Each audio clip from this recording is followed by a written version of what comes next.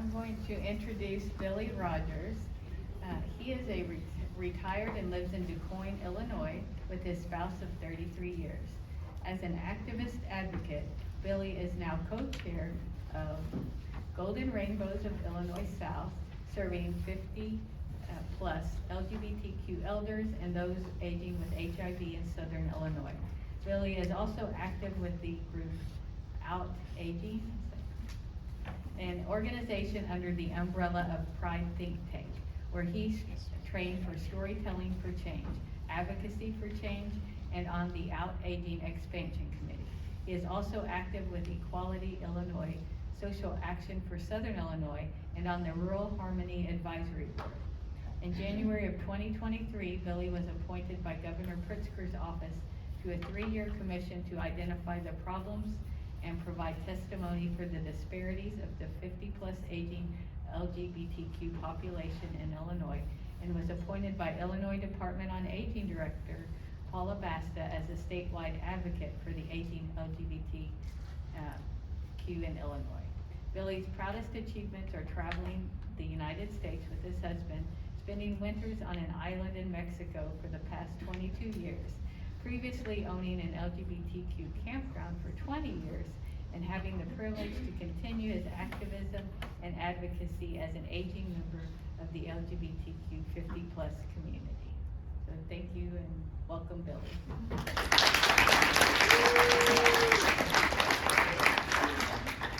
See if I can get up there without breaking my neck.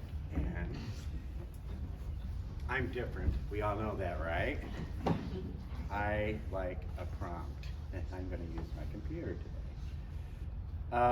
First of all, I want to thank each and every one of you for showing up, because as she just mentioned, the Illinois Senate Bill 3490 was passed signed last May.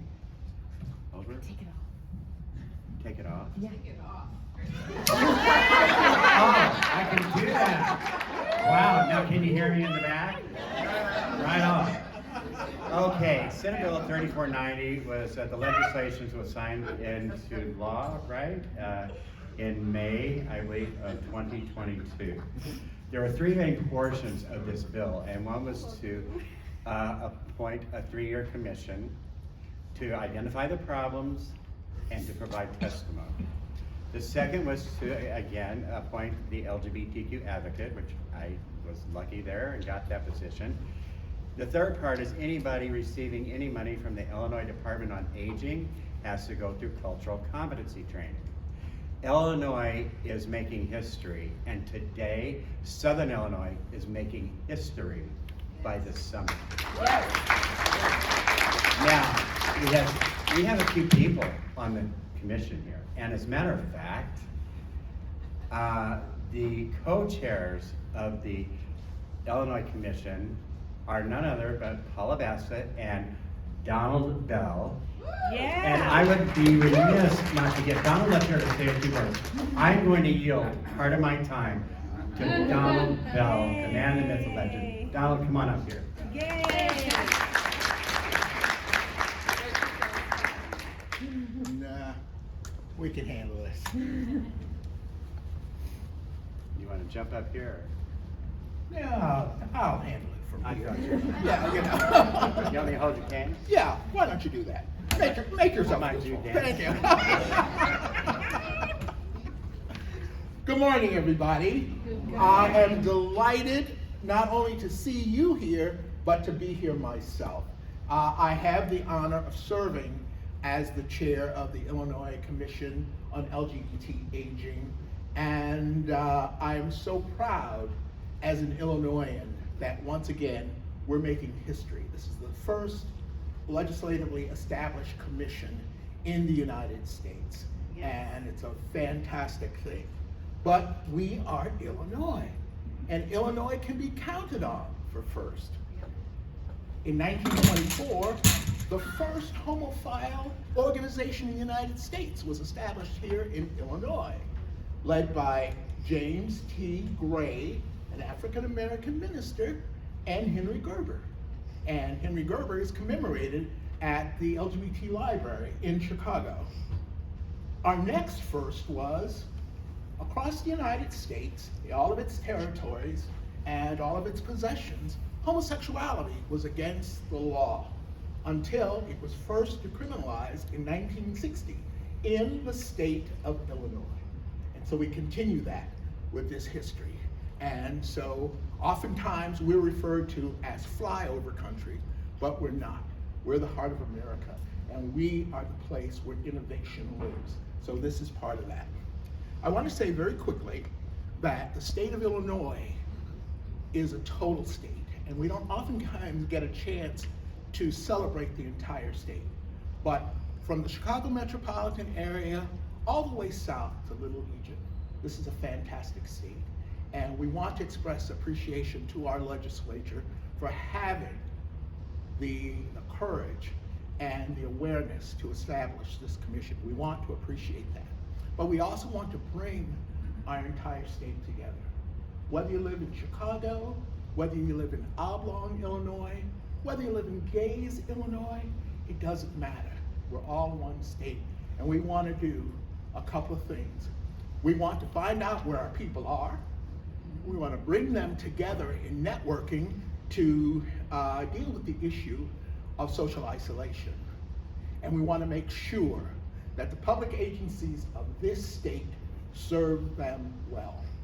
Now, I'm going to sit down and be quiet for a change, but I do want to ask you one favor, and that is that you share with the community the good news.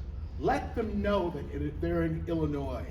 Don't let what's happening in Florida and Texas and other places across the country that are taking up all of the space in the public discussion be the only messages that our people hear. Let them know that they enjoy full civil rights in the state of Illinois. And yes, you can get married here like you can any place else in the United States, but unlike in 29 other states in the Union, you can't get fired the next day for being gay. Let them know the good news. Bring our people together. Let them know that they can come out of the impact of stigma and silence. They can hold their heads up and they can relate to one another. We can end the issues of social isolation. We can be a better state, including our overlooked community. So I thank you so much, and I'm going to turn this back to Billy. Thank you. Thank you, gentlemen. Would you like your name back? Oh. You know I dropped it 3 times already. There you go. Okay. Okay, I just want to start off and tell you the seed for this summit was planted last fall at a Rainbow Cafe gathering at a local park in Carbondale, Evergreen Terrace. And I was tabling for Greece at the time, and I saw a young person a few feet away from the table. And it was clear this person was in distress. So I walked over to the person. I said, "Is everything okay?" They said no. And the tears started to stream. I'm like, what am I going to do here? So I said, can I have permission? Could I hug you? The person said yes. This is tough. After hugs, we both cried. I assured this person, whatever was wrong, we would try our best to figure it out and make it work. The young person came out to me as trans and never been to a public gathering and was terrified. They said they lived in Anna, and I knew it was in Union County. And the table next to the Greece table had some folks from Union County. So I made some introductions. And it was then I met Hope Merkel, and she was signing people up to register for vote. I applaud that. The next thing I know, Hope and I started this discussion about our community in Southern Illinois, and that I don't think everybody was on the same page. No one knew what the other one was doing collectively. So as we're breaking down that day, I looked at Carrie and I said, we're gonna have a summit. And here we are today. So now I'm gonna tell you another story. The sweat was running into my eyes as I put my bike up into the garage after a 20-mile bike ride. And I was thinking to myself, it's gonna be another hot one. I was heading down our hill to our screened-in front porch to find Hal, my husband, sitting there in his shorts, no shirt, and he was fiddling with his iPhone. And the fact that he was fiddling with his iPhone was hysterical to me because, I mean, he hates he hates an iPhone. He just doesn't like it. Okay, until he got his 10-year-old pacemaker replaced with a new and improved pacemaker complete with Bluetooth capabilities that could broadcast information via an app on his phone. He was obsessed. Seriously, he was obsessed. I asked him if he was broadcasting again, and he said, yeah, for the third time since breakfast. I'm like, oh geez. I really seriously thought, I noticed the area was bright red around the pacemaker, and I thought, he's broadcasted so many times, he was actually overheating the battery. I really thought he was just sorting it out. So I gently touched my hand over it, and it was very, very warm to touch. I was scared. Later that evening after his shower, I checked the pacemaker side again. I gently pressed, and a little pus came out. I'm like, oh geez, it's infected. I put some antibiotic cream and a bandage over it. I called the doctor's office first thing the next morning, and once I got someone on the phone, I told her the site was possibly infected. We were told to come in immediately, and as soon as I hung up, I realized I was so angry because it took so long to get someone on the phone, and I was scared. I didn't lower my voice as I usually did, pretending to be Hal. I was pretending to be him when I called. So you see how the Hal impersonation began about 10 years ago when he asked me to call the insurance company for him. He just didn't have the patience to deal with the automated systems, and getting someone on the phone is next to impossible. The next day, on the way to the doctor's appointment, Hal and I continued this discussion of how it was possible that the infection showed up so long after this procedure. Hal was convinced it was the nurse he saw a couple of weeks earlier for his wound check. The minute we heard Hal's name called out that morning, and we saw the nurse, I could feel there was going to be a problem. I just knew it. She had long hair pulled back with a plastic headband, a jean skirt long enough to cover her knees, a white lab coat as long as a jean skirt. Our visit with her was horrible. And we could tell she didn't want to be in the room with two gay guys no more than we wanted to be in the room with her. It was very obvious. Little side note, we were to return her Medtronic, return the old device to her, and she said, well, we don't want it, we're going to throw it away. Okay, so she hurriedly checked the wound, and we were trying to get us out as soon as possible, avoiding any of our questions or concerns we had. You know, you would think that we were used to discrimination in the medical community because it wasn't the first time.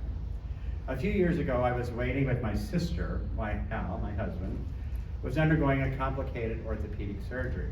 A nurse came out for an update. She directed the update to my sister. My sister looked at the nurse. She told her the conversation should be with me. She looked right through me and turned back to my sister and continued her update. My sister interrupted the nurse again, and she said, ma'am, this conversation needs to be with him, pointing to me. The nurse ignored her and walked off. Then there was a time Hal and I had an appointment with a new doctor. We were interviewing the doctor to see if he was worthy to be our doctor. When we presented our cards to the receptionist, I was on Hal's insurance. The person there looked at the cards, looked at her coworker and said, another one of those. Another one of those. Another one of those who wants the right to be insured on my husband's medical plan, like all legally married couples. I mean, I was really furious, but I didn't say much. It took no time to get in that morning to see the nurse for the wound check. The nurse took one look and left the room. The doctor came in, and he said, oh yeah, this site is definitely infected and needs to come out. But not only the battery, but the leads, the 10-year-old leads that went to the heart. And that is an extremely complicated, high-risk procedure, and the doctors wasted no time in assembling a team of experts for the surgery. I brought Hal home from the surgery with post-op instructions and a date for another wound check. Again, We returned for Hal's wound check. This time, the nurse, okay, what's happening, Mike? There we go. She took a picture of the surgery site, sent it to the doctor, and said we were good to go. Well, I'm confused. We asked her about scheduling to have a new pacemaker put in. He had to have a pacemaker. He had one 10 years prior. There was a reason for that. And she said, as far as she knew, there was no plan. I'm like, what do you mean no plan? Really? I refused to accept that and had to demand she contact the doctor to replace the pacemaker needed to regulate her heart. We finally got an appointment and scheduled a day for his new pacemaker, but not understanding why the process was so difficult. It's exhausting. It's actually infuriating. The aging LGBTQ community lives in a culture where we face discrimination and incompetency as we navigate a complicated medical system, fighting every step of the way and having to demand results. Where's the compassion? Where's the sensitivity and the competency needed to address the LGBTQ population they serve? Competency and sensitivity training should start out in the medical schools, nursing schools, and human resource departments of all medical offices. Being an advocate and caregiver for my husband is a job I love. And the gratitude for the 34 years that we've been together and all the years we have left, I worry. He's gonna take care of me. Okay, I am going to introduce our next speaker. Oh, yeah, I had a brain moment there, didn't I? Ice cream freeze, right? Kim L. Hunt has used her platforms in storytelling, public speaking, and civil engagement to curate brave, inclusive spaces for social change for over 25 years. She is currently the executive director of Pride Action Tank, a project of the AIDS Foundation of Chicago, where she also serves as the senior director of policy and advocacy operations. Kim drives the innovation, collaboration, and learning necessary to make the PAT a leader in improving the health, safety, and progress of individuals and groups within the LGBTQ+ community. Kim was previously the executive director of Affinity Community Services, a nearly 30-year-old social justice organization that focuses on Black LGBTQ people. Prior to her work in the LGBTQ+ communities, she focused on urban planning and community and economic development. Ms. Hunt is a recipient of numerous honors and awards, including induction into the Chicago LGBT Hall of Fame, Equality Illinois Freedom Award, and becoming Crain's Chicago Notable LGBTQ Executive in 2019. Does it stop? No. There's more. She serves the AMA Foundation, the LGBTQ+ Health Fellowship Commission, and was appointed by the governor to serve on the Illinois Council on Aging and Illinois Commission on LGBTQ+ Aging Issues. Kim is a board member of Brave Space Alliance, One Roof Chicago, Reader Institute for Community Journalism, and the Victory campaigns, as well as on other advisory boards for OTV and Wiley's Warriors.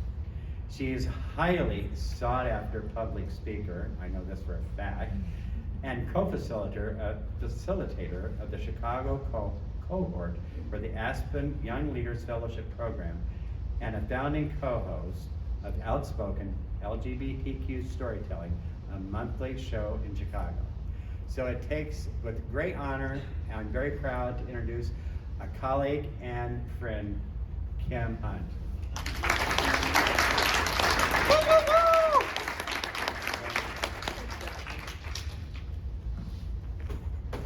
Good morning, everybody. Good morning. Ooh, let's try that again. Good morning, everybody. Good morning. All right, that beautiful, beautiful, beautiful. Thank you so much for that introduction, Billy. I should have Should have shortened that a little bit. It's so weird when, you know, your bio is being read. It's like an out-of-body experience. Like, what the hell are they talking about? I don't know. Anyway, folks probably don't know this, but Billy and I actually stalked each other for quite a while before one of us finally reached out to the other for a meeting. And we connected around how we might work together in service of LGBTQ older adults throughout Illinois and beyond. And this is going to be an Oprah confession moment where folks used to get on her show and talk about things that they would not talk about to their families, but to millions of individuals. So I hope you don't mind if I declare in front of all these people that we are now lifelong friends and co-conspirators. I am absolutely thrilled to be here today for the Building the Gap, Bridging the Gap for the Aging LGBTQ Community in Southern Illinois Summit. An honor to be one of your speakers, and I'm also really looking forward to sharing and learning with all of you today. Had some wonderful conversations already and learned so much. So as I turned 61 a few weeks ago, and sometimes I still can't believe I'm 61, my perception of the experiences of my grandmother's and mother's aging journeys were on my mind. So my grandmother, Mary Ella Carter, moved to Kansas City, Missouri from Arcadia, Louisiana, or Louisiana as we say in my family, during World War II to build a more secure life than the life that the South could offer her at the time. And many years later, she was forced to retire when she started forgetting, she owned a beauty shop called Mary's House of Glamour for a long, long, long time in Kansas City. And I remember my siblings and I used to spend summer days in her shop, and occasionally she would let us answer the phone, and it was always a jumble of words, Mary's House of Glamour, or something like that, but she tolerated it. She was forced to retire when she started forgetting her longtime customers' names as well as how to operate the instruments of her trade. And she was diagnosed with Alzheimer's in the late 1970s when she was only in her 50s. My grandfather took amazing care of her, but at the expense of his own health. When he unexpectedly died shortly after I graduated from college in 1985, our family, especially my mother, agonized over how to continue to care for my grandmother. And after months of family members taking turns to try to mimic the care that my grandfather offered her, my mother found a quote-unquote good nursing home for my grandmother. And I remember the smell of disinfectant and urine assaulting my nose, and the sight of older adults strapped to wheelchairs and wandering the hallways in a medicated stupor, shaking me to my core the few times I visited her before moving to Chicago. My grandmother was lucky because my mother visited her just about every day and befriended the overworked, underpaid staff during the 5 to 6 years that my grandmother lived there before dying there. And years later, when cancer aggressively returned to my mother's body, my brother and I were confronted with decisions about how best to provide care for her for however long she was going to be with us. And in the zigzag journey that is cancer survival, my mother, Pinky LaVon Miller, noted many times that she didn't want to be a burden to anyone. And I remember the look of defeat on her face during the doctor's visit when he told her that she couldn't drive anymore due to her frailty and the many medications she was taking. She was just a few years older than I am right now. My mother absolutely loved her independence, and as it ebbed away and the fear of being a burden, despite the assurances of my brother and me that she was not, her health declined rather rapidly, and she died in hospice in 2006. And those were some of my core memories of what aging could look like as I entered this work for LGBTQ communities about 12 years ago. As Executive Director of Affinity Community Services, which was mentioned in my bio, I had the pleasure of co-creating what became the Affinity Trailblazers. Now, the Trailblazers were created to provide community and information for and among seniors to identify challenges of being in the 60-plus age group, to advocate for individuals in this age group, and also to provide support for partners whose partners had health issues. And this is where I began to hear the stories of LGBTQ older adults whose partners were ignored, erased, or otherwise treated with hostility by family and others as they entered long-term care facilities or died. Or older adults whose gender identity or expression was denied, erased, or changed in those settings as well. So I left Affinity in 2015 to co-found Pride Action Tank under AIDS Foundation Chicago, knowing that LGBTQ aging would be a deep focus of our multi-issue work. Pride Action Tank, or PAT as we like to call her, is a think tank focused on action that leads to improved opportunities and outcomes for LGBTQ folks and other marginalized groups.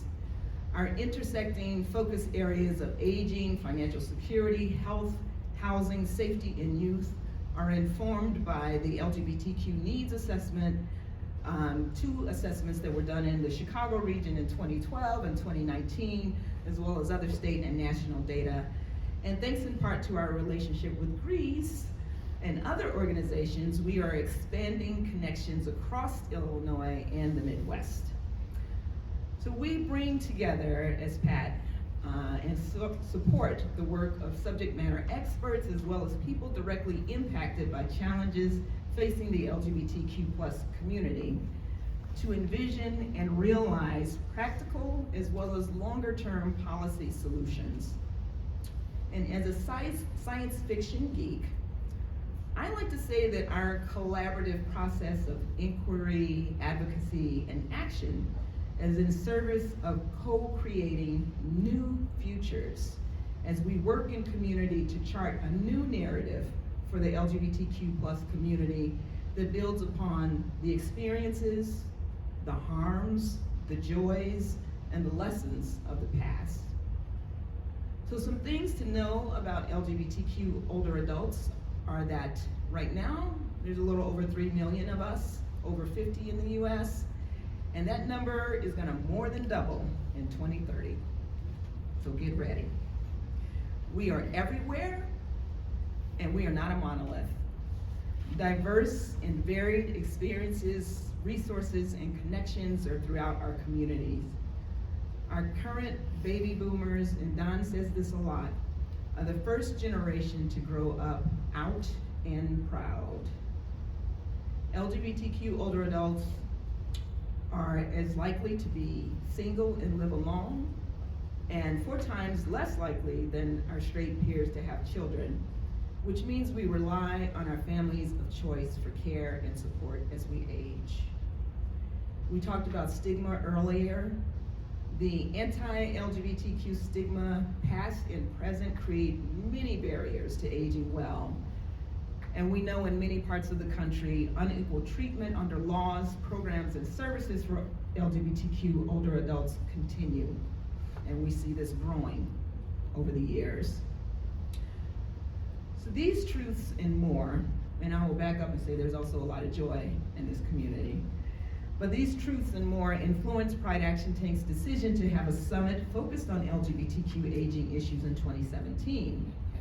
And like with every initiative we take on, we first assembled a committee comprised of folks most impacted, LGBTQ older adults, and there are a couple of our out-aging committee members here, Billy and Don, and then Ayana is not exactly on the committee because Ayana is not over 50. She's nowhere near 50. Well, we've adopted her. An honorary member. Honorary member, yes. Ally. I love allies. An ally, honorary member, all those things. So we had LGBTQ older adults, service providers, policymakers, researchers, and other interested parties. And the goals of our two-day summit, called Out-Aging Summit on Our Possibilities, were to create a platform that centers the voices and experiences of LGBTQ older adults, to shed light on the issues we face, and gaps in services, resources, and opportunities, much like is happening here today. Also to provide a diverse and inclusive forum for redefining aging and care. And finally, to develop an agenda for advocacy, resources, and inclusion with and for LGBTQ older adults. Our first day was just for LGBTQ older adults, and the second day they were joined by folks from those other groups, service providers, policymakers, and others. And both days, of course, featured speakers and panels on topics such as resilience, resistance, LGBTQ gerontology, older adults as decision makers, and staying connected. But just as importantly, both days included multiple opportunities for facilitated conversation with volunteer note takers and facilitators trained on ageism, so that they were not bringing that dynamic into the space. And these conversations were built around 3 topics: health and well-being, personal safety and security, and community and connection. And we had prompts for each of those topics that remained the same across the topic session. And the major themes that we found out from those discussions were that LGBTQ older adults felt a lack of knowledge or appropriate access to resources which support both LGBTQ and the aging communities. They had a desire to have strong social support networks and communities.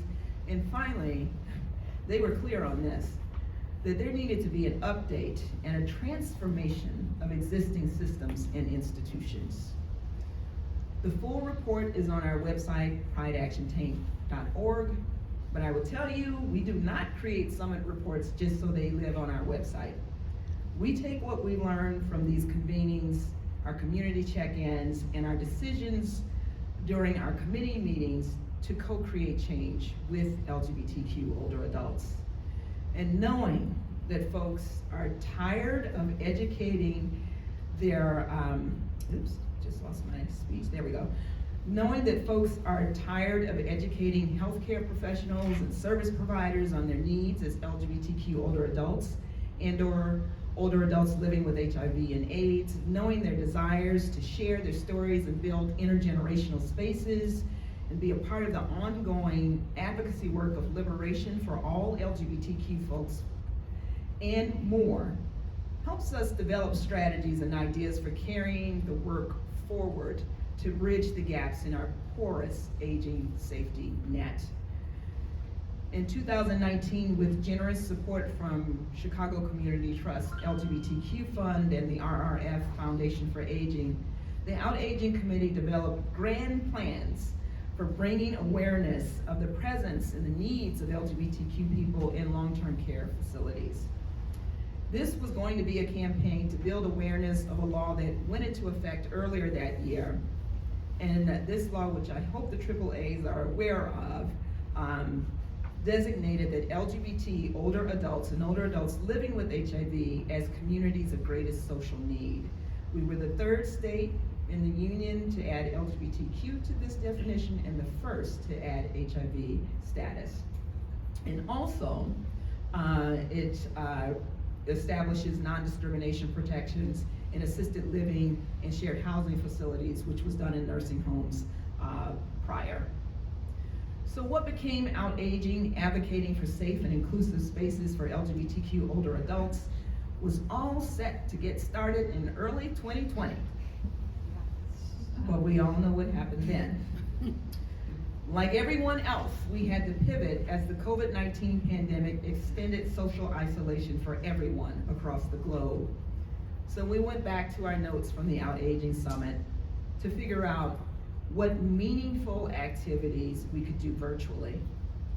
Our outreach initiative shifted to focus on trainings and awareness building that leaned into storytelling, advocacy, and public policy. So we have 3 trainings now, 2 of them exclusively for LGBTQ older adults. One of them is called Storytelling for Change, and that's where Billy developed the story that he shared just moments ago. And the point of Storytelling for Change was to amplify the power of elders' voices by training them in storytelling, and not the 2-minute or 1-minute advocacy speech you get to do, but longer form storytelling to what I call let the stories breathe.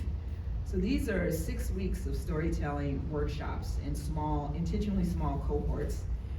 And these trainings are co-facilitated by a narrative gerontologist. I did not know that was a thing until we started doing this, as well as a professional storyteller.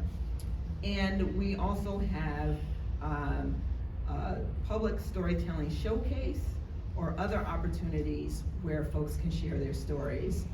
And I'm happy to say that we're planning to do a storytelling training and showcase with Greece later this year, so you will see me back here.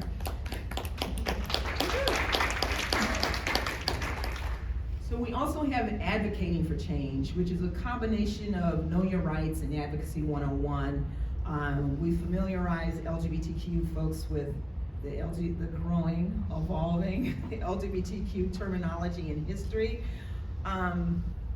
I don't know all the letters, y'all, so we are all learning. We are all learning together. And they also learn about national and state trends in LGBTQ older adult experiences and outcomes. And that training culminates in a breakfast. And this December, we will have our 4th annual state legislative breakfast on LGBTQ aging issues. And it's a place where stories are shared, legislators are invited and their staff. It's virtual, stories are shared. We also introduce the concept for new legislation there. And then that 3rd training is called Networking for Change, and it's for anyone who has an LGBTQ older adult in their life. And the goal there is both to train LGBTQ older adults and allies with tools that improve the autonomy and aging of LGBTQ older adults in housing and senior programs. And then there's the public policy piece, which I'm super, super proud of as well. And we have the opportunity to work with AARP Illinois, Equality Illinois, SAGE, and Emma will speak soon, and many, many other organizations on our public policy pieces. One of them is the Inclusive Demographic Data Collection Law now, where state agencies have to collect demographic data on age, sex, disability status, sexual orientation, and gender identity of individuals who use their services.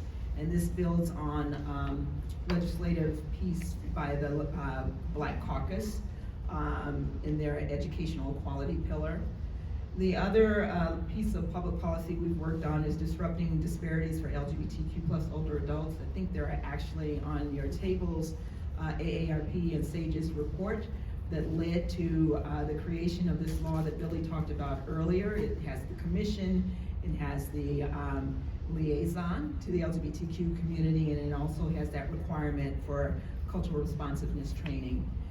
And then there's a bill in the House and Senate right now called Healthcare Cultural Competency, HB 2280, SB 2427. We are really trying to get this across the finish line. Our chief sponsors are State Senator Ron Billivalum and State Representative Dagmara of Avalar. And this bill, among other provisions, requires healthcare professionals who have continuing education requirements to complete cultural competency training, and there's a whole list of things that has to include. So I encourage you to reach out to your legislators to keep this bill alive and get it passed. So while my grandmother and mother were not part of the LGBTQ community, their aging experience gave me a glimpse of how broken our aging system is, and frankly, our attitudes toward aging are. And we know this is especially true for older adults who identify as LGBTQ and or are living with HIV or AIDS.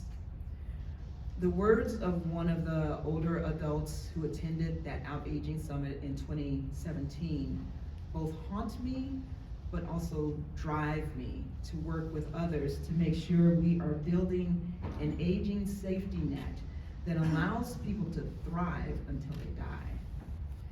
And what he said was, I don't have the support system.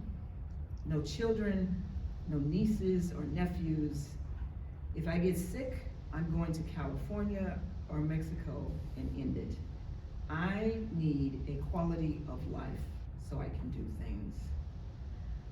This is not the choice we want folks to contemplate as they age. Let's remember, we are all aging. That means it is the responsibility of each of us to bridge the gaps in the aging system, to co-create a future that honors the aging process, allows people to age where they choose for as long as possible, and ensures that older adults can continue to be visible in the tapestry of life. I mentioned earlier that I'm a science fiction geek, and my favorite author in this genre is the late MacArthur Genius Grant recipient, Octavia E. Butler, a Black bisexual woman whose first book was published when she was 37 years of age, after years of writing every day. Quite a few years before she published anything, she created a list of writing goals, and at the end of this very long list, she wrote, I will find a way to do this. So be it, see to it. And that is my charge for all of us, for the remainder of this beautiful day and going forward. We will find a way to do this. So be it, see to it. So I want you to repeat after me. So be it, see to it. So be it, see to it. So be it, see to it. Thank you.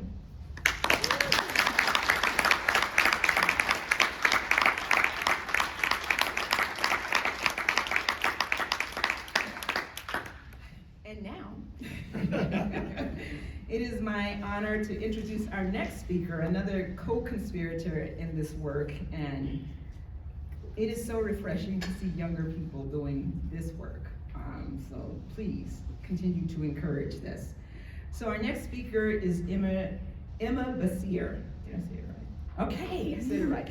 So Emma is the manager for civic engagement at SAGE and works to mobilize SAGE's constituents, members of the Aging Network, and other allies to ensure the rights and dignity of LGBTQ+ older adults across the nation deserve. They got their start in organizing in college, working in southern Minnesota to expand access to reproductive health and to mobilize students for reproductive freedom at the state level. Their background in reproductive rights, organizing during the 2018 midterms and work for the Center for Popular Democracy, has taught them the power of personal stories and boundless potential of intergenerational activism. They hold a BA in history from Carleton College with a concentration in 20th century American political history. I did not know that, okay. They are based in Brooklyn, New York, and use they, them pronouns. So let's welcome Emma.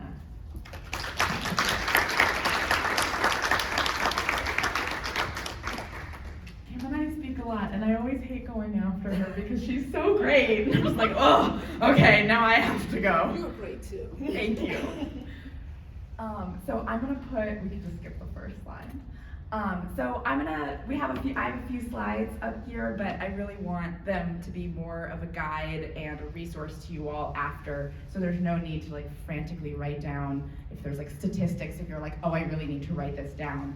I'm gonna make them available. There's a lot of information on the screen, and I want it to be more of like a conversation, information sharing situation. They're more of a guide than anything else. So we've heard a lot today about individual stories, more collective statistics about LGBT aging, but I just wanted to share a little bit of a snapshot, so this could be available also after the summit, about who are LGBTQ+ elders more nationally.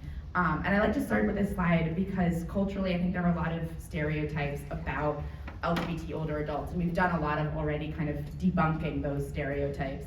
But a lot of the folks that I talk to about this work and my work imagine kind of white, cisgender, older gay men who live in urban areas and probably have a lot of money. Maybe they move between New York and Florida, and they have, you know, a second home, they're snowbirds, they've got a good life.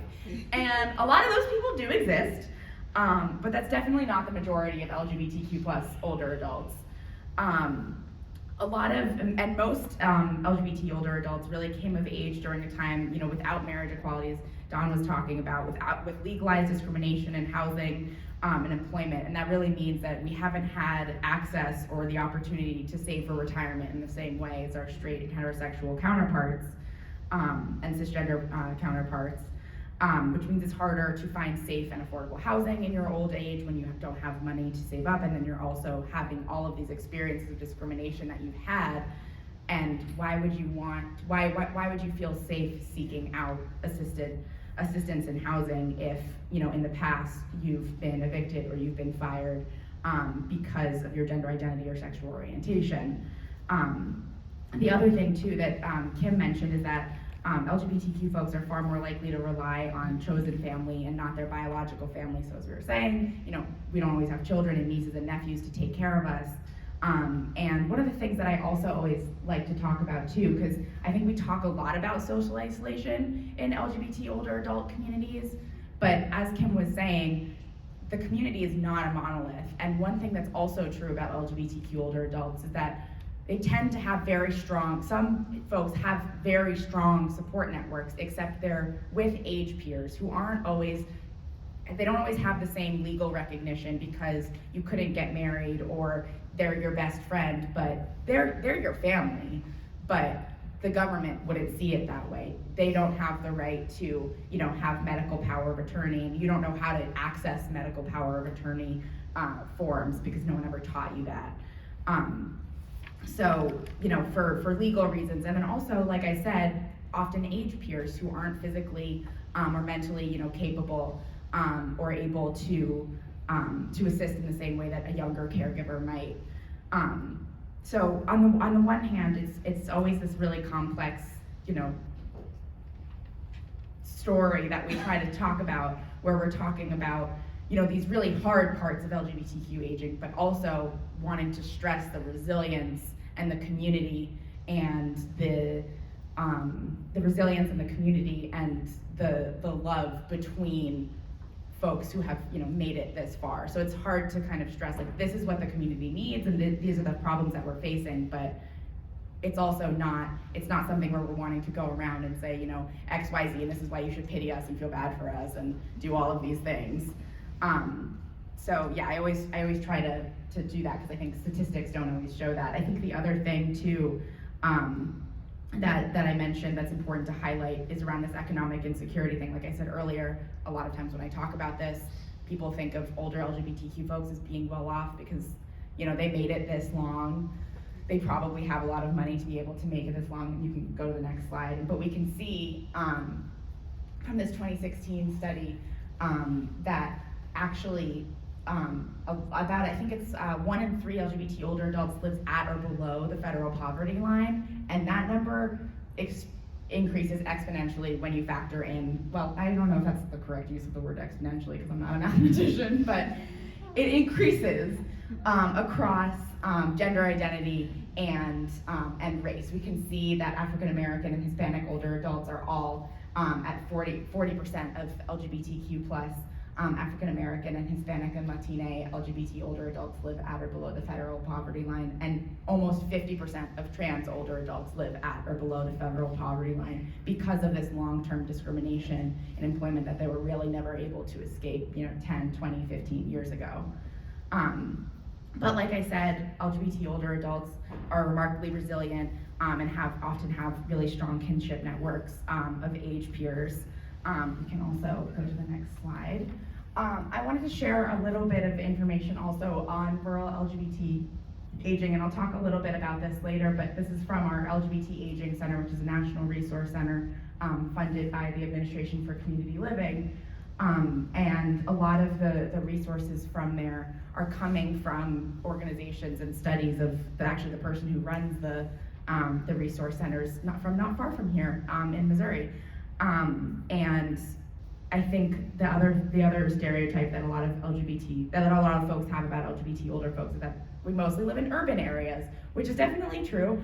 I myself am from New York. I've lived my whole life there. But I actually heard a statistic which I was not surprised by because of my work, but some of you may be surprised by, but actually a quarter of LGBTQ folks in this country who are adults live in rural areas. It's about a quarter live in urban areas, a quarter live in rural areas, and then the other 50% kind of live in some sort of suburban mix. So the same amount, it's actually equal, the amount of people that live in rural areas and the people that live in urban areas too.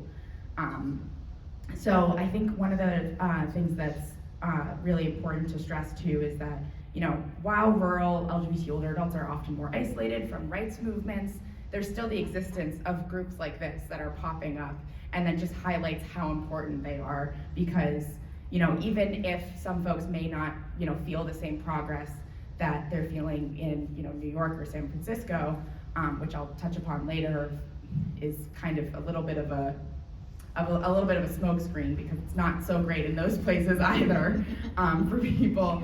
But it does mean that, you know, folks are less likely to be out. They're more likely to live in areas that are less supportive of their sexual orientation or gender identity. So one of the things that we always talk about with providers, since I work so much with providers and kind of tried to provide the bridge between elders and organizations with agencies and providers, is that they're always like, well, we don't really have any LGBTQ people in our service area. Like, and I'm sure, like, I'm hearing a lot of like, we know that that's not true.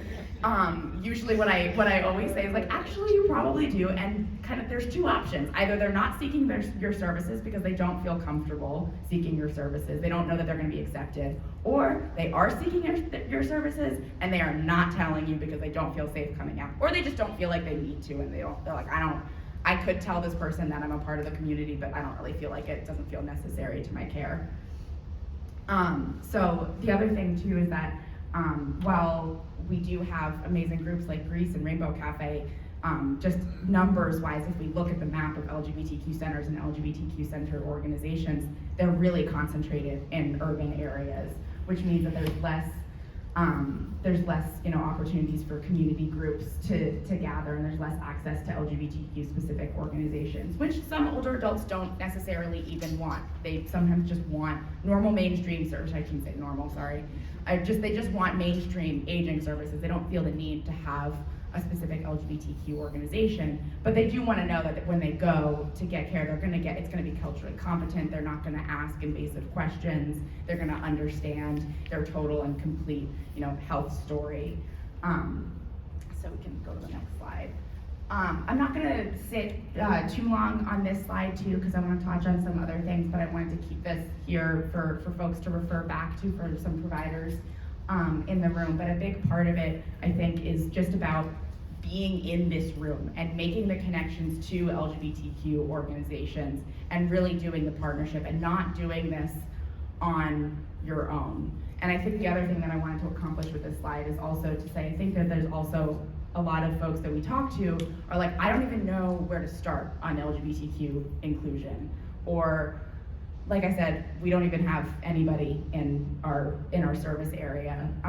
And what Sage is really working to do, which I can talk a little bit about later, is tell you that that's not true. It's not this big and scary project. It is going to take work, and it is going to take connections and intentionality, but it's not impossible. And it's not this thing that is going to take tons of money and tons of time out of your day. It's just about serving everybody in your community, not just the people that you've been serving previously. And you can go to the next slide. So I wanted to talk specifically a little bit about older people aging in place. I'm sure a lot of people, because I know we have some folks from the AAA, but I'm curious how many people know what the Older Americans Act is? Okay, a solid amount. So the Older Americans Act was passed in the mid-60s. And basically what it said was it funds all of the kind of supportive services, all of the AAAs as we heard about earlier, as well as state departments on aging to deliver services to people 60 and up in order to age in place in their communities. So we know 9% of adults in general don't want to age in institutions that, like Kim was talking about. People want to age at home. They don't want to be a burden, but they also don't want to go into institutions. And especially for LGBTQ folks who are fearing mistreatment in those institutions and have experienced mistreatment in institutions, that's really scary. So I don't know that we have an exact number, but if 90% of adults, of all adults, no matter their sexual orientation and gender identity, want to stay in their homes, then I can imagine that number for LGBTQ people is probably much higher. There's actually a story, I believe it was in Illinois, the story of Marcia Wetzel and her, her wife passed away, but she moved into an assisted living facility. I think it was in Southern Illinois, right? Northern Illinois. Oh, was it Northern? Northern That Illinois. was Central Illinois, but we. Northern Okay, suburban. I'm hearing Northern and Central, so Yeah. I say generally Illinois. It wasn't here. It wasn't here. It was not here. But there are many other stories. There's also one in Nebraska around HIV. But anyway, this woman, her wife passed away, and she moved into an assisted living facility, and basically was kind of systematically bullied and harassed by other residents of the facility, and the facility didn't really do anything about it. And when I say, like, she was also like the other members of the facility were also physically abusive toward her as well. And this was, I believe, I want to say it was, the case was settled in 2016. And there was another case in Nebraska where a woman was trying to find a nursing home for her father with HIV. She went to 6 different nursing facilities, and they all said that they couldn't provide ventilation for someone with HIV, which is not, you don't need special ventilation for someone living with HIV. And then by the time she got to, I think, the 6th facility, and they said, yeah, we won't take him. And also, like, I think you're just gonna be better off dropping him off at the hospital because, like, no nursing home is gonna take him. And that was, I believe that was in 2015, 2016. There's a story on pause.com, which is a kind of HIV related newspaper. There's countless other stories. There's also one in Maine and in Colorado where a trans woman was told she was accepted into the facility, and then they sent over the medical records, and they were like, wait, what gender is she? And they were like, she's a woman. And they had all of these weirdly invasive questions about her anatomy, and then they were like, oh, we can't room her with a woman. And she ended up actually suing, and they settled, and she found a different facility, but there's one that happened in Colorado that was very similar. So you can imagine why we don't want to enter long-term care facilities. All of these stories have happened within the past 5 to 10 years too. So, like, this is not like this is in the 80s or the 90s. I think a lot of people think that we've made a lot of progress. Another story that a friend and colleague once told me, who's a nurse who Iana and Kim know, out of San Francisco, also to demonstrate that this isn't just happening, in places that are more rural and more suburban. This was in downtown San Francisco, and he's a dementia nurse, and he was caring for someone who had his little pronoun pins on his name tag, and the person was like, oh, what does that mean? And he was like, these are my pronouns, like, I just want to, like, have them so that other people, trans people, don't feel like they have to come out to me and tell me their pronouns, like, it just normalizes it. And the person just broke down crying because they had been in this facility for about 10 years. Nobody had ever asked them about their gender identity, and nobody knew that she was trans. Like, nobody ever asked her that. And he never even asked her that. He didn't even know that about her until she told him, and broke down crying. So those are a few more stories than I'd intended to tell, but I think they're very important. And they kind of highlight why all of the fear of discrimination and feeling isolated and being unsure of spaces are safe to come out in are so common. And you can go to the next slide. So I wanted to share a little bit about some of the tools that we can kind of have at our disposal. So as I mentioned, the Older Americans Act was passed in 1965, but it's kind of reauthorized every 4 years because it needs more money. We need to adapt to the different and adapting, ways that people are aging. It's different to age right now in 2023 than it is to age in 1965 when the OAA was passed. So the most recent reauthorization, SAGE and a bunch of our other partners worked really hard to get this new language. And the language is a little bit complicated if you actually look at it, and I put it in the slides. I'm not gonna go super deeply into it, but the short story of it is that it requires all area agencies on aging and all state units on aging to engage in outreach to LGBTQ plus older adults, collect information on their needs, and then also assess if they're actually meeting those needs. So an assessment in a similar way that Kim was talking about in Chicago, and you can go to the next slide. So like I said, this is the information for folks who wanna really if you need to justify this work to folks, because we also wanna make sure a lot of times we reach out to people and they're like, look, I really wanna do this work, but my executive director doesn't wanna let me, or they don't want to for whatever reason. You can say, hey, if you work for the Aging Network and you get funding from the Administration on Aging within Administration for Community Living at the federal level, you can say, hey, look at this language, which is kind of confusing. And the short of it is that you can see all individuals who are the needs with the focus of all centers funded under subchapter 4 in fiscal year 2019. And the reason that language is in there is because we were trying for it to say LGBTQ plus older individuals and people living with HIV. And basically, a bunch of people in Congress that I will not name because we are a nonpartisan organization said, absolutely not, we will not put LGBTQ people in a federal law. And we were like, okay, well what about this language? And they were like, absolutely not. And we kind of tried, and this was eventually the language that we got to refer back to all of the centers, which includes, as I'll talk about later, the National Resource Center on LGBTQ Aging. And then ACL also, in case you need to really beef up your justification for doing this work, you can go to the next slide. ACL, kind of our federal Department on Aging, also specifically released guidance similar to what Kim was talking about, to say that all states and AAAs should consider LGBTQ plus older people as people living with, as populations of greatest social need. Unfortunately, HIV is a little bit more complicated. It's not complicated to us, it's complicated to them. The short of it is that a lot of what other folks have said is well, if we designate a medical condition as a population of greatest social need, then everybody's going to want to come in and say heart disease is a thing of greatest social need. And of course, our argument is that heart disease doesn't have the same stigma as HIV.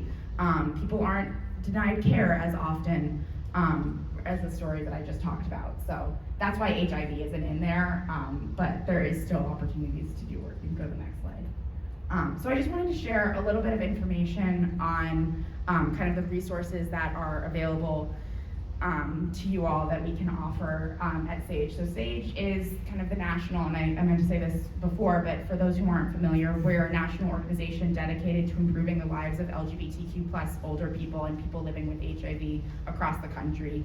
We're based in New York, and we have 5 LGBTQ plus senior centers out of New York, but I work remotely nationally. I have colleagues in Minnesota who work on our advocacy team. We have national staff from all around the country. And a part of what we do is cultural competency training. So we go out into long-term care facilities, and we go out to AAAs and service providers, Meals on Wheels providers, and say, this is some information on supporting LGBTQ plus older adults. This is how you ask inclusive intake questions. This is what your confidentiality policy should be. This is what your marketing materials can look like. And like I said, like you can see here, there are a bunch of topics. We have one on HIV and aging specifically. We have one on how to be an ally to transgender older adults. Like I mentioned earlier with the case of bullying and harassment within the long-term care facility, that's definitely something that providers need to be thinking about. And then also Alzheimer's and other dementias. And then one thing that I'll also note, if there are any folks in the room who get funding other than the AAA, because of course they get funding from the federal government, from the Administration for Community Living or the Administration on Aging, you're probably eligible to get these trainings completely free of charge. All of these are all the topics that are available, and you can just reach out. I have there's a link on the next page that'll say, we can do it in person, we can do it via live webinar. Let's work out what the cost is going to be, if there's going to be any cost. But we definitely encourage folks to engage this in cultural competency. And we're also not, I should also say, we are not the only cultural competency training provider in the country. There are many others that do this really great work. So we can go to the next slide. So like I mentioned as well, we also have the National Resource Center on LGBTQ+ aging. It's the first and only technical assistance website. We're funded through, like I said, through ACL, and it's really aimed at improving quality of services and supports for LGBTQ+ older adults, as well as other populations too. You can see here, we very often will partner with other organizations. We work very closely with the Diverse Elders Coalition, which we're a founding member. So there's one that's about, diverse caregiving that doesn't just talk about LGBTQ older folks, but it also talks about American Indian, Alaska Native caregivers and what their needs are as well, and the intersectionalities there. So you can see these are a few of the toolkits that I think are kind of most applicable to the conversation today. But you can also go to the website. I'm on this website like every day. I actually am. And I work in this and live and breathe this topic.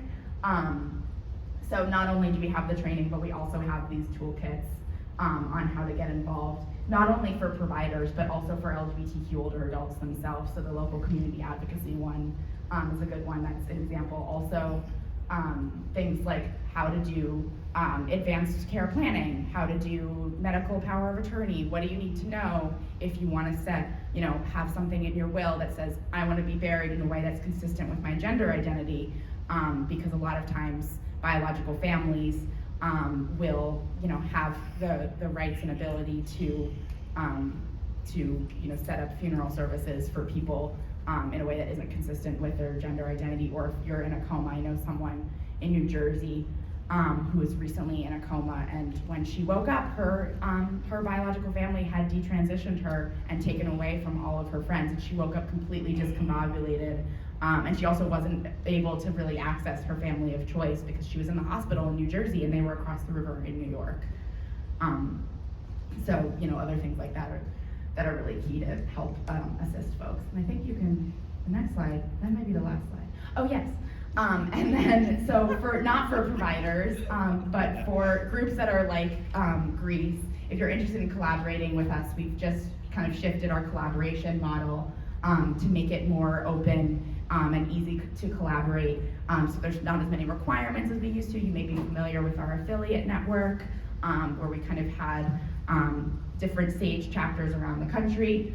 We did away with that because it was too hard to become an affiliate, and we wanted to make sure that people had a little ease of access. So you can get support and training from national staff. The information here is really focused on kind of our services circle. We also have multiple different circles, so if you're interested in advocacy, then you'd work with me probably, and we can help with talking points and messaging and updates and things like that. And then there's also the community engagement circle, which works specifically on community engagement. And it cut off the rest of the sentence, but you could schedule an initial meeting to chat about what makes sense for you, and you can join as many. It's a very flexible model because we really heard a lot of feedback from community groups that were saying, we really want to work with you, but we can't fulfill all of these requirements. So we're just here, we want to be here to help support and uplift and amplify and educate where it's needed, but also see the work that you all are doing and share it with other people and be sort of a convener of this information, because we have people like Kim and Carrie and Billy and everybody here that I think that people have things to learn from each other, and we're not always talking to each other across the country, like in Florida and in Oregon and here in Illinois. I know like 3 separate people who are doing, very similar work, and we're talking about, okay, you need to talk to Liz because she did this summit like 2 years ago and she did the exact same thing that you did, and she can tell you best practices and things like that.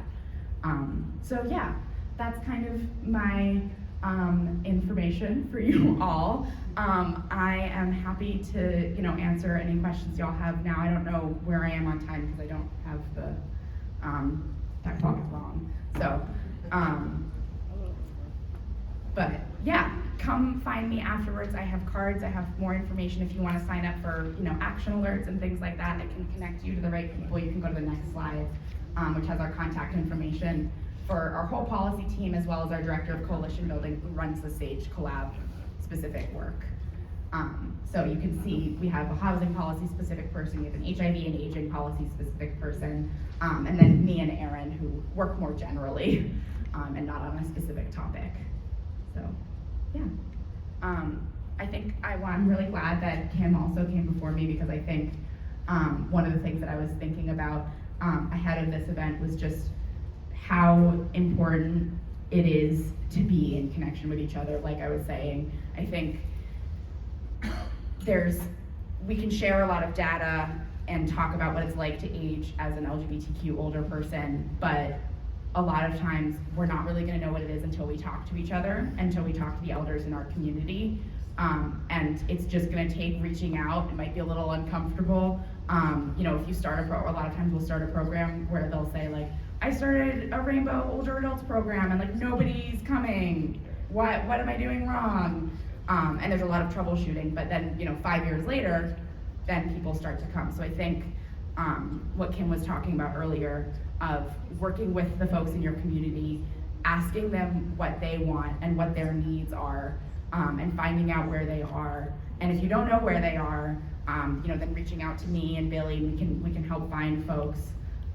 But also just starting to project that you're here as an ally and this is a safe space because for most LGBTQ older adults, the assumption is that it's not.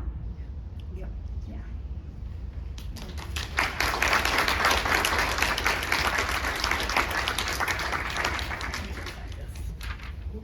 We were all good. Let's give another round of applause for all of our speakers this morning. Wonderful. Yes. All right, y'all. Thank you so much for being active and engaging participants in this. We're going to take a quick 10-minute break, I believe 10 minutes, and we'll come back for our roundtable discussions. All right. We'll discuss roundtable discussions, but that's fine.